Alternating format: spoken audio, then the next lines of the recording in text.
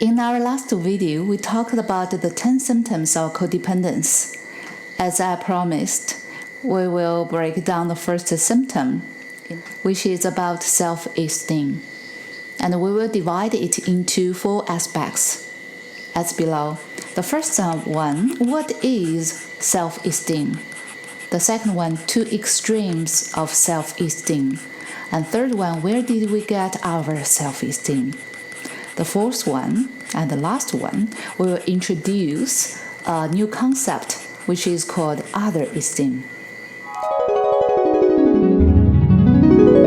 Welcome to my channel, Peace with Grace, and this is Grace, a counselor and a life coach. So now let's dive into the topic. The first aspect, what is self-esteem? Self-esteem is the internal experience of one's value and preciousness. It comes from within and moves outside to the relationship. So our self-esteem shouldn't be influenced if we lose our money, if we lose our job, if we lose our possessions and house, which unfortunately happens all over the place during the past 3 years. When people have a really healthy self-esteem, even when we get older and lose all the things that we used to have when we were young, like beauty or strength, we still have that strong value about ourselves. Also, our self-esteem wouldn't be affected if someone else, especially our loved ones, reject us, criticize us, betray us, or even abandon us. Of course, we will experience emotions if we experience all of these things, such as pain, sadness, guilt, and frustration, and even anger. But the self-esteem that's inside us, that shouldn't be affected. That means that our self-esteem is not dependent on what we have or dependent on how other people treat us. Okay, let's move on to the second aspect, 2 extremes of self-esteem. So the self-esteem is on a spectrum. So on one end is low self-esteem, and on the other is grandiose self-esteem. On the low self-esteem, we feel that we are less than other people. And on the other extreme, when we have grandiose self-esteem, we think we are better or superior than other people. For us codependent people, so it's quite obvious that most of the time we have low self-esteem. So not that obvious is that actually we sometimes have grandiose self-esteem too, because we are trying to, quote-unquote, help other people and trying to change them. And that's probably tied back to the second symptom, which we will talk about more in the next video, which is about boundary.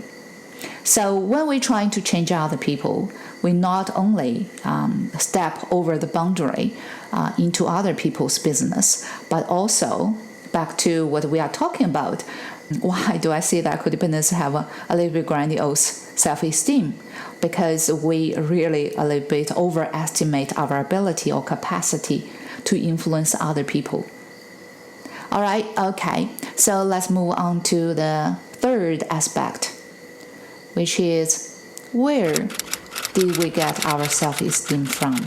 The answer is one word: childhood. Yeah, childhood. When we were young, our parents are basically our gods. And because we do not have a filter in our brain to tell the difference between truth and lie, so whatever our parents told us, we think that's the truth. So if our parents hold a certain view about our value, we will just unconditionally internalize it as our own view of our value. So on the one extreme, when the parents think that we are less than other people, then we will have low self-esteem. And on the other extreme, Where does that grandiose self-esteem come from? It basically comes from two scenarios. The first one, if the child was criticized or shamed excessively, the child might begin to find faults on other people so that he or she can rise above all this criticism and force a false sense of superiority.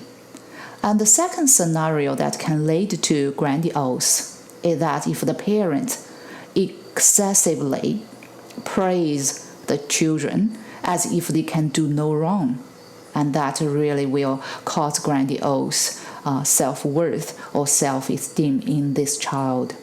I will give you an example. When I was doing a group session, and one of the gentlemen raised up his hand as I was talking about this low self-esteem, he commented that he said, "Oh, that was never a problem for me because my parents always told me that I'm so good, I'm so superior, and I don't need to care about what other people think about me. And why do I need to care about?" I can see that the other group members' facial expression is not very at ease. So I just said to this gentleman, "Thank you for sharing," because I don't want to put him on spot. But I think this is really a sad situation. Not only that he believed the lies that he's really superior to other people, but also I think the saddest thing is that he has absolutely no self-awareness about how arrogant and inconsiderate he came across to other people. And of course, like you can imagine living a life with a person who thinks he is beyond making mistake and who is always right and who is always better than you. So no wonder his life is not that easy, not only for himself but also for the people around him, especially his wife, which I happen to know too. There you have, and that's where the grandiose self-esteem comes from. It's from the parents who give us this false image about our self-esteem, which we can call it falsely empowering the child. You can see, like we mentioned, the self-esteem is on the spectrum. So either end is not healthy. We are trying to strike a balance between low self-esteem and grandiose. We want to think that we are as valuable as other people too. No, we are not less than other people. Also, we are not superior than other people. That's the balanced and healthy self-esteem we want to achieve. And in the Bible, it's talked about this principle. It said, "Love your neighbor as yourself." So you can see it's such a balanced statement. It doesn't say that love your neighbor more than yourself or love your neighbor and hate yourself. It's love your neighbor as yourself. All right, let's move on to the fourth aspect. In this last section, we will talk about this other-esteem. So instead of having self-esteem, a lot of us have other-esteem. Other-esteem basically is based on two sources. The first one is human doing, and the second one is other people's attitude and behavior. If we base our self-esteem on our own human doing, it's one type of other-esteem. For example, like what we can do and what kind of job we have, or what education we have, or what kind of people we know. I will share with you a story about one of my friends who is a very wise mom. So her daughter is very good at running. It's just a natural gift and a talent. He didn't receive much training, but has won many competitions. But one day, the daughter accidentally hurt her ankle just before an important competition. So she couldn't go, and the daughter was very sad, and she was crying to the mom and said, "Mom, if I couldn't run, who am I? What can I do?" And that moment, this wise mom was shocked because she realized that her daughter has unconsciously based her self-value on what she can do. So in this case, is her running. So that talent kind of turned into a curse and that is so vulnerable. The talents we can have, and over one small incident, we probably could lose it, like what happened to this beautiful daughter. So the mom decided to put a hold on this running because she wanted the daughter to feel fully loved unconditionally, even if she couldn't run. So the second source of other-esteem comes from other people's attitude and behaviors. So we based our self-esteem on how other people think about us or how other people treat us. There is nothing wrong if we want to get approval or get love from other people. But if our self-value is based on this, then that's not healthy. So let's go back to that story and continue with it. My friend, that wise mom, when she took her daughters to different competitions, and the moms all got together to wait for the daughters to finish the competitions. So some moms would tell my friend, said, aren't we just living through our daughters? So in other words, they feel like their self-worth or self-value, the mom's self-worth and value, was boosted by the daughter's accomplishment. So that's a very obvious example of other-esteem, right? But like I said, my friend is very wise, and when she heard this, she just smiled. But in her heart, she knows that, no, I'm not living my dream through my daughter, And once again, this also tied to the second topic we are going to talk about in the next video about boundary. Even when we're in close relationships such as a mom and daughter, there still is boundary. Like this mom exemplified. The daughter's thing is belong to the daughter. Whether it's accomplishment or shame, it belong to the daughter. And the mom thing belong to the mom.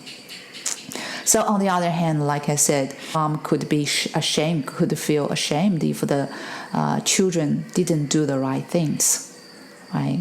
For example, another friend of mine, and her son got into trouble by selling drugs, and she felt that she has lost her self-value or self-esteem because of these incidents. So once again, that is other-esteem instead of self-esteem. We based our worth of value upon other people's behaviors. So as our codependent people, we quite obvious in this other-esteem. So on one hand, we are quite proud about our ability to help other people, to do things, to do nice things for other people. So that is human doing. And also, we are quite influenced by how other people's emotions or how other people think about us. We really desperately want to have approval from other people. So that's the second source of other-esteem, based on our value upon how other people think about us. Now let's summarize the 4 aspects of self-esteem again. So the first one, what is self-esteem? Self-esteem is the internal experience of one's value and preciousness. And the second aspect is 2 extremes of self-esteem. So on the one hand, we have low self-esteem, and on the other hand, we have grandiose self-esteem. And the third aspect, so where did we get our self-esteem? It's from our childhood. We have internalized our parents' or caregivers' attitude toward us and think that's our value. And the last aspect is the new concept about other-esteem. So other-esteem, when we base our self-value on our own human doing instead of who we are, or we base our self-value on other people's attitude and behaviors.